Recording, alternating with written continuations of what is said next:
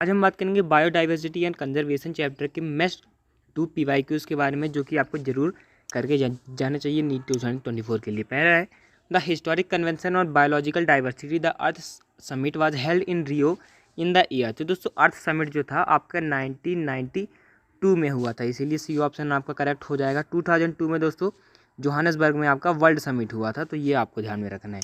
आगे बढ़ते हैं। Among the evil quartet which one is considered the most important cause driving extinction of species. तो NEET 2023 और 2019 में ये आया। तो दोस्तों 4 कॉजेस होते हैं, आप भी जानते हैं, HOAC, habitat loss, over exploitation, alien species invasion और को एक्सटिंक्शन। तो दोस्तों जो हैबिटेट लॉस वाला है वो सबसे ज़्यादा ईविल होता है, तो बी ऑप्शन आपका करेक्ट हो जाएगा। अगला क्वेश्चन है in rivet popper hypothesis Paul Ehrlich compared the rivets in an airplane to species within a genus, genetic diversity, genera within a family या फिर इकोसिस्टम। तो दोस्तों रिवेट पाइपर हाइपोथेसिस में species within a genus को compare किया गया था rivets of an airplane से, और एयरप्लेन को दोस्तों इकोसिस्टम से कंपेयर किया गया था, तो ये ऑप्शन आपका करेक्ट हो जाएगा। आगे बढ़ते हैं।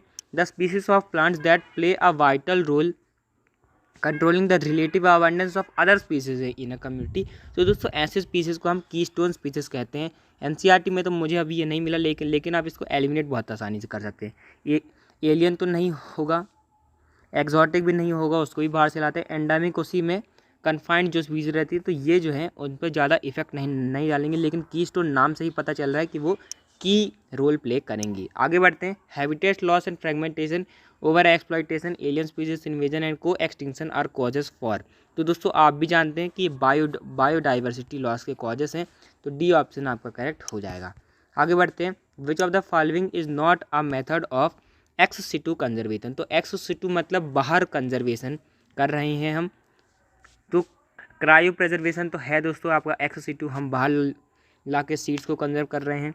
इन विट्रो फर्टिलाइजेशन, तो ये भी दोस्तों एक्स सिटू ही है। नेशनल पार्क दोस्तों आपका इन सिटू है, क्योंकि नेशनल पार्क जहाँ फॉरेस्ट होता है वहीं हम बना देते हैं, तो सी ऑप्शन आपका करेक्ट हो जाएगा। माइक्रो प्रोपोगेशन भी दोस्तों एक्स सिटू कंजर्वेशन में आता है। आगे बढ़ते हैं। In situ conservation refers to conserve only extinct species, protect and conserve the whole ecosystem, conserve only high risk species या फिर कंजर्व ओनली एंडेंजर्ड स्पीसीज। तो दोस्तों इसका सही आंसर हो जाएगा protect and conserve the whole ecosystem, क्योंकि जब आप इन सिटू पूरे फॉरेस्ट को ही कंजर्व करेंगे तो पूरा इकोसिस्टम ही कंजर्व होगा। बाकी आपके एक्स सिटू में आते हैं, जैसे कि इसमें क्रायो प्रिजर्वेशन कर लिया, इसमें आपके जूलॉजिकल पार्क बना दिए। तो दोस्तों अगला क्वेश्चन है species area relationship is described by the following equation log s is equal to log c plus z log a where z is. तो दोस्तों z यहाँ पर क्या होगा, ये होगा दोस्तों स्लोप ऑफ द लाइन। क्योंकि दोस्तों y is equal to m x plus c, y is equal to m x plus c. अगर आपको पता नहीं है तो आप ये जनरल नॉलेज से भी कर सकते हैं। लॉग मतलब लॉग ऑफ एरिया, मतलब ये क्या है आपका x है, तो इसके साथ जो लगा होगा वो स्लोप ऑफ द लाइन ही होगा, तो m या फिर स्लोप ऑफ द लाइन आपका z है, तो सी ऑप्शन आपका करेक्ट हो जाएगा।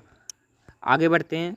Endemism refers to species richness, species evenness, species confined to that region या फिर स्पीसीज डाइवर्सिटी। तो दोस्तों species confined to that region, जैसे कि हमारी मालाबार स्क्विरल या फिर लायन टेल मैकेक, तो ये एक ही स्पीसीज जो है वो एक ही रीजन में पाई जाती है, इसलिए इसको हम एंडेमिक स्पीसीज कहते हैं, ये आपको ध्यान में रखना है। आगे बढ़ते हैं। Give the correct descending order of गेजम with reference to their estimated number found in Amazon rain forest. तो दोस्तों अमेजोन रेन फॉरेस्ट जो है उसमें सबसे ज़्यादा आपको इंसेक्ट्स मिलेंगे, इन्वर्टिब्रेट्स मिलेंगे, तो ये अब ये होगा या फिर ये होगा। उसके बाद दोस्तों प्लांट्स मिलते हैं, उसके बाद दोस्तों आपको फिशेस मिलती हैं, उसके बाद आपको बर्ड्स मिलते हैं, उसके बाद मैमल्स मिलती हैं, तो डी ऑप्शन आपका करेक्ट हो जाएगा। जो मैमल्स है सबसे एडवांस है, वो सबसे कम मिलते हैं, ऐसा आप याद कर सकते हैं।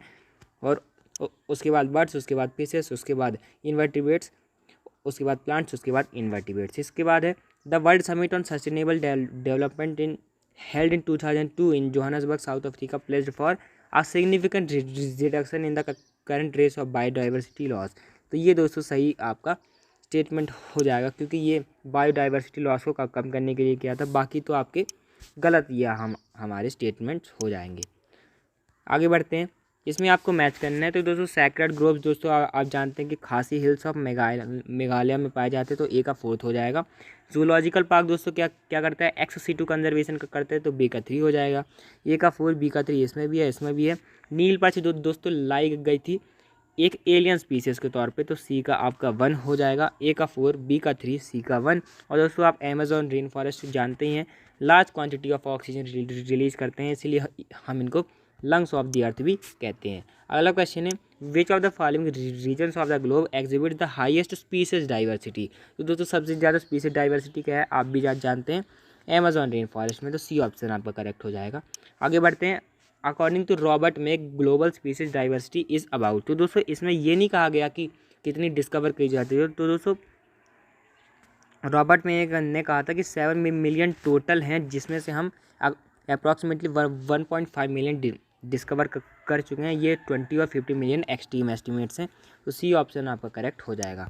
आगे बढ़ते हैं।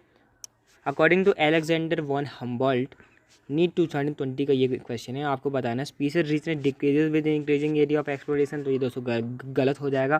Species richness increases with increasing area but only up to a limit. तो ये दोस्तों बी ऑप्शन आपका करेक्ट हो जाएगा, क्योंकि एक लिमिट के बाद वही स्पीसीज आपको फिर से देखने मिलती है, तो बी ऑप्शन आपका करेक्ट हो जाएगा।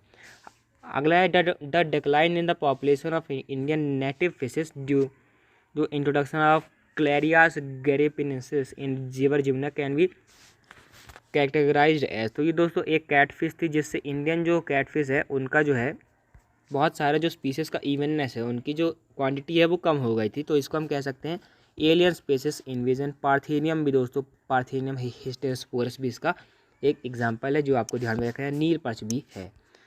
अगला क्वेश्चन है, exploration of molecular genetic and species level diversity for noble products of economic importance is known as biopiracy, bio energetics, bio remediation या फिर बायो प्रोस्पेक्टिंग। तो दोस्तों इस एक्सप्लोरेशन को जिससे हम मॉलिक्यूलर जेनेटिक और स्पीसीज लेवल डाइवर्सिटी को novel products of for economic importance बनाने के लिए यूज़ करते हैं, उसको हम कहते हैं बायो प्रोस्पेक्टिंग। तो दोस्तों अगर आपको वीडियो अच्छा लगा तो चैनल को जरूर सब्सक्राइब कीजिएगा। Thanks for watching. और दोस्तों आप हमारे कम्युनिटी पोस्ट में आना मत भूलिएगा, वहाँ पर हम दोस्तों डेली MCQs अपलोड करते रहते हैं। आगे की प्लेलिस्ट से आप और इसके PYQs देख सकते हैं, बायोलॉजी के भी, केमिस्ट्री के भी। Thanks for watching.